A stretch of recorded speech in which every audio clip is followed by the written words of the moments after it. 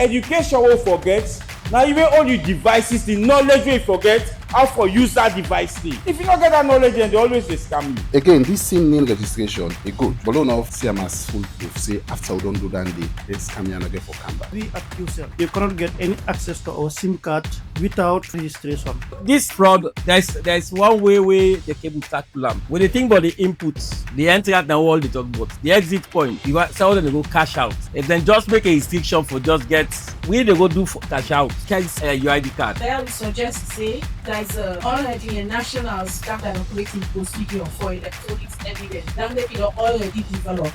So we are suggesting that there is an urgent need now that they will adopt and implement them. The expected outcome will be maybe increased knowledge on fraud.